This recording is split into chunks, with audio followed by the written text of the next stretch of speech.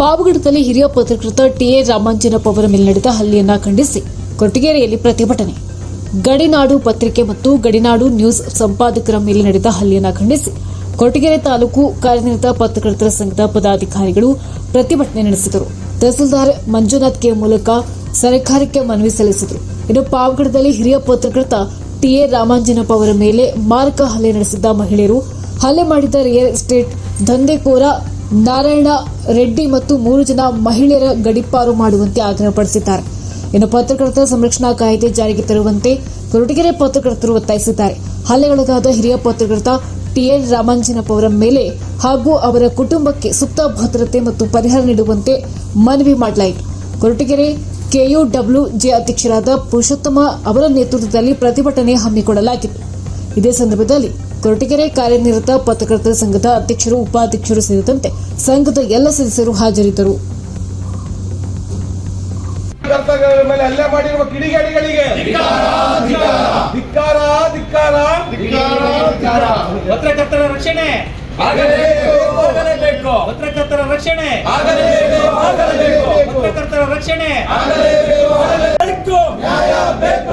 Real estate ಉದ್ಯಮಿ ನಾರಾಯಣ ರೆಡ್ಡಿಗೆ ಹೇಳಿದಿಕ್ಕಾರ, ಅಕ್ರಮ ಮರಳು ಮಾಫಿಯಾ ನಾರಾಯಣ ರೆಡ್ಡಿಗೆ ಹೇಳಿದಿಕ್ಕಾರ. ಪಾವಗಡದಲ್ಲಿ ರಾಮಾಂಜನಪ್ಪ ಎಂಬ ಗಡಿನಾಡು ಸಂಪಾದಕರ ಒಂದು ಮೇಲೆ ನಾರಾಯಣ ರೆಡ್ಡಿ ಎಂಬವರ ಒಬ್ಬ ಏನು ಮರಳುಕೋರ, ಅದೇ ರೀತಿಯಾಗಿ ಮರಳು ಮಾಫಿಯಾ ಮತ್ತು ರಿಯಲ್ ಎಸ್ಟೇಟ್ ಉದ್ಯಮಿ ಏನು ಅವರ ಮೇಲೆ ಒಂದು ಸುದ್ದಿ ಮಾಡೋದಕ್ಕೋಸ್ಕರ ಮಳುಬೀದಿಯಲ್ಲಿ ಮಹಿಳೆಯರನ್ನ ಬಿಟ್ಟು ಸುತ್ತಲೂ ಅವ್ರ ಕಡೆ ನಿಲ್ಲಿಸ್ಕೊಂಡು ಕಾನೂನನ್ನು ಯಾವ ರೀತಿಯಾಗಿ ಸ್ವೇಚ್ಛಾಚಾರವಾಗಿ ಕಾನೂನನ್ನು ಅವನು ಕೈಗೆ ತಗೊಂಡಿದ್ದಾನೆ ಅದರ ವಿರುದ್ಧ ಇವತ್ತು ಕೊರಟಗೆರೆ ಕಾರ್ಯನಿರತ ಪತ್ರಕರ್ತರ ಸಂಘದ ನಮ್ಮೆಲ್ಲ ಪದಾಧಿಕಾರಿಗಳು ಇವತ್ತು ಅವನ ವಿರುದ್ಧ ಘೋಷಣೆ ಮಾಡಿ ತಹಸೀಲ್ದಾರ್ಗೆ ಮನವಿಯನ್ನು ಮಾಡಿದ್ದೀವಿ.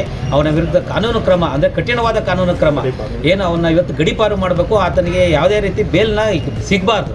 ಅವನಿಗೆ ಇವತ್ತು ಇದು ಇಡೀ ರಾಜ್ಯಕ್ಕೆ ಅಲ್ಲ ದೇಶಕ್ಕೆ ಒಂದು ಮಾದರಿ ಆಗಬೇಕು. ಪತ್ರಕರ್ತ ಏನಾದರೂ ತಪ್ಪು ಮಾಡಿದ್ರೆ ಅವನ ವಿರುದ್ಧ ಒಂದು ಪೊಲೀಸರಿಗೆ ದೂರು ಕೊಡಲಿ, ಕಾನೂನು ಕ್ರಮ ಏನು ಬೇಕಾದ್ರೆ ತಗೊಳ್ಳಿ. ಆದರೆ ಕಾನೂನನ್ನು ಇವ್ರನ್ನ ತಗೊಂಡು ಅವನ ಮೇಲೆ ಅಮಾನುಷವಾಗಿ ಅಲ್ಲೇ ಅರಬೆತ್ತಲೆಯಾಗಿ ಹೊಡೆದಿದ್ದು ನೋಡಿದ್ರೆ ಇವತ್ತು ನಾವು ಕರ್ನಾಟಕದಲ್ಲಿದ್ದೀವೋ, ಬಿಹಾರದಲ್ಲಿದ್ದೀವೋ, ಇಲ್ಲ ಯಾವುದೋ ಬೇರೆ ಜಾರ್ಖಂಡಲ್ಲಿದ್ದೀವೋ ಆ ಥರದ ಒಂದು ಪರಿಸ್ಥಿತಿ, ಅಸ್ಸಾಂ ಅಂತ ಪರಿಸ್ಥಿತಿ ಇವತ್ತು ಕರ್ನಾಟಕಕ್ಕೆ ಬರಬಾರ್ದು. ಆದ್ದರಿಂದ ರಾಮಾಂಜನಪ್ಪನ ಮೇಲೆ ಹಲ್ಲೆ ಮಾಡಿರೋದು ಇಡೀ ರಾಜ್ಯ ಇವತ್ತು ತಲೆ ತಗ್ಗಿಸುವಂಥ ವಿಚಾರ. ಅಕಸ್ಮಾತ್ ಇದೇನು ನಾರಾಯಣ ರೆಡ್ಡಿ ಮೇಲೆ ಈಗಾಗಲೇ ಪೊಲೀಸ್ ಇಲಾಖೆಯವರು ಅಗತ್ಯ ಕ್ರಮ ಕೈಗೊಂಡಿದ್ದಾರೆ, ಅದು ಸ್ವಾಗತಾರ್ಹ.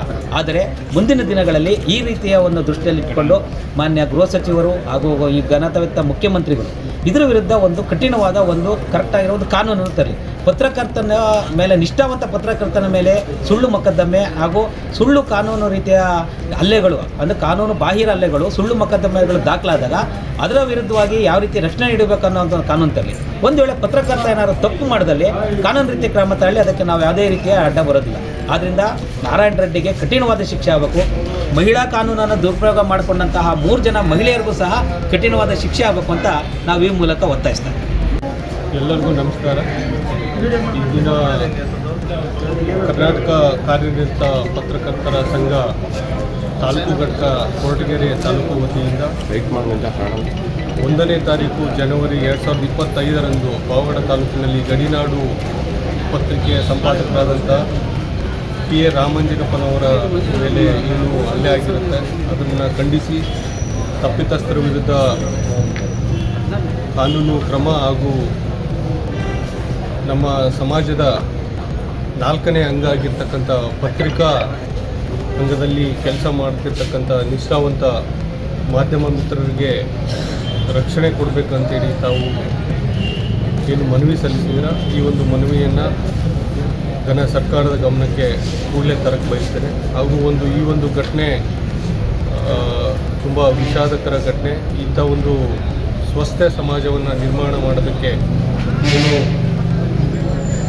ಶಾಸಕಾಂಗ, ಕಾರ್ಯಾಂಗ ಹಾಗೂ ನ್ಯಾಯಾಂಗ ಎಷ್ಟು ಬದ್ಧವಾಗಿದ್ದಾವೋ ಅಷ್ಟೇ ಬದ್ಧವಾಗಿ ಪತ್ರಿಕಾ ರಂಗನೂ ಕೂಡ ಕಾರ್ಯನಿರ್ವಹಿಸ್ತಾ ಇದೆ. ಅಂಥ ಒಂದು ಪತ್ರಿಕಾ ರಂಗದಲ್ಲಿ ಕಾರ್ಯನಿರ್ವಹಿಸುವಂಥ ಪ್ರತಿಯೊಬ್ಬರಿಗೂ ಕೂಡ ನಾವು 3 ಅಂಗಗಳ ಹೊರತಾಗಿ ಪ್ರತಿಯೊಬ್ಬ ನಾಗರಿಕರು ಕೂಡ ಸಹಕಾರ ಹಾಗೂ ಸ್ನೇಹದಿಂದ ಇರಬೇಕಾಗಿರೋದು ನಮ್ಮ ಜವಾಬ್ದಾರಿ ಕೂಡ ಆಗಿರುತ್ತೆ. ಸೊ ಈ ಒಂದು ಘಟನೆಯನ್ನು ನಾನು ವೈಯಕ್ತಿಕವಾಗಿ ಹಾಗೂ ತಾಲೂಕಾ ಆಡಳಿತ ಪರವಾಗಿ ಖಂಡಿಸ್ತಾ ತಮ್ಮೊಂದಿಗೆ ನಾವು ಇದ್ದೀವಿ ಅಂತೇಳಿ ಒಂದು ಭರವಸೆಯನ್ನು ನೀಡುತ್ತಾ ಈ ಒಂದು ತಾವು ಕೊಟ್ಟ ಮನವಿಯನ್ನು ಸರ್ಕಾರದ ಗಮನಕ್ಕೆ ಮಾನ್ಯ ಜಿಲ್ಲಾಧಿಕಾರಿಗಳ ಮುಖಾಂತರ ತರಲು ಬಯಸ್ತೇವೆ. ಘಟನೆ ಅಮಾನುಷವಾದಂಥದ್ದು, ಪತ್ರಕರ್ತರ ಮೇಲೆ ಇದೇ ರೀತಿ ಹಲ್ಲೆ ಮಾಡ್ತಾ ಇರ್ತಕ್ಕಂಥದ್ದು ಇವತ್ತು ಏನು ಹೊಸದಲ್ಲ. ಆದರೆ ಇತ್ತೀಚೆಗಿನ ಬೆಳವಣಿಗೆ ನೋಡಿಕೊಂಡಾಗ ಬಹಳಷ್ಟು ಪತ್ರಕರ್ತರ ಮೇಲೆ ಹಲ್ಲೆ ನಡೀತಾ ಇರ್ತಕ್ಕಂಥದ್ದು ತೀವ್ರ ಖಂಡನೀಯವಾಗಿರ್ತಕ್ಕಂಥದ್ದು. ಜೊತೆಗೆ ಒಂದು ಸುದ್ದಿಯನ್ನು ಮಾಡಿದಂಥ ಸಂದರ್ಭದಲ್ಲಿ ಪಾವಗಡದಲ್ಲಿ ಅದನ್ನೇ ಮುಂದಿಟ್ಕೊಂಡು ಹೆಣ್ಣು ಮಕ್ಕಳನ್ನ ಮುಂದೆ ಬಿಟ್ಟು ಪತ್ರಕರ್ತರ ಮೇಲೆ ಹಲ್ಲೆ ಮಾಡಿರ್ತಕ್ಕಂಥದ್ದು ತೀರ ಸಮಾಜ ತಲೆತಗ್ಗಿಸುವಂಥ ಕೆಲಸವಾಗಿದ್ದು, ಈ ರೀತಿಯಾದಂಥ ಘಟನೆಗಳು ಮರುಕಳಿಸಬಾರ್ದು.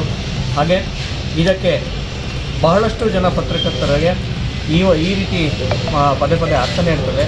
ಸೊ ಹಾಗಾಗಿ ಪತ್ರಕರ್ತರಿಗೆ ಯಾವುದೇ ರೀತಿಯಾದಂಥ ಸುಭದ್ರತೆ ಇಲ್ಲ, ಅದು ಅಭದ್ರತೆ ಅಂತಕ್ಕಂಥದ್ದು ಕಾಡ್ತಾ ಇದೆ.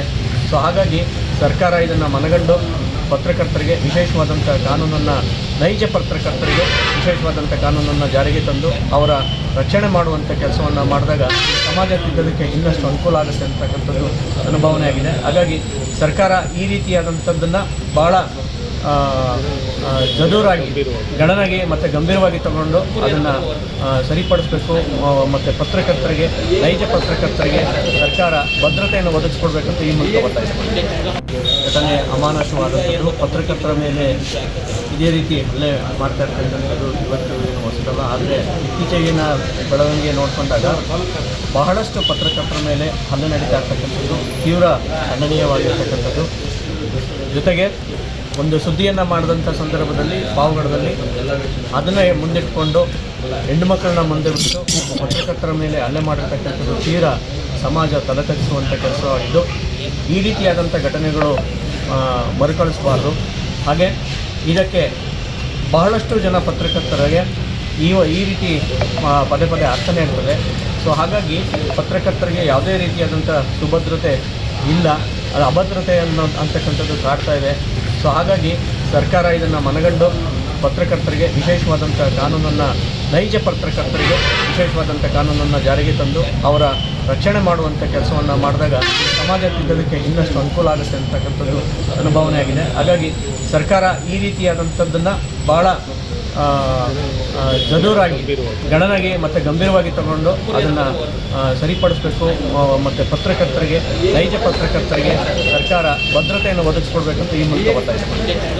ಹೆಂಡತಿ ರೂಪಾ ಮತ್ತು ಅವರ ಮಿತ್ರ ಮಂಡಳಿ ಏನು ಶಶಿಕಲಾ ಲಕ್ಷ್ಮೀದೇವಿ ಎಂಬ ಮಹಿಳೆಯರ ಒಡಗೂಡಿ ಸಾರ್ವಜನಿಕ ಪ್ರದೇಶದಲ್ಲಿ ಒಬ್ಬ ಪತ್ರಕರ್ತನನ್ನು ಅವಮಾನಿಸಿ ಅರಬೆತ್ತಲೆ ಮಾಡಿರುವುದನ್ನು ನಾವು ಕೊರಟಗೆರೆ ತಾಲೂಕು ಪತ್ರಕರ್ತರ ಸಂಘ ಖಂಡಿಸ್ತಾ ಇದೆ.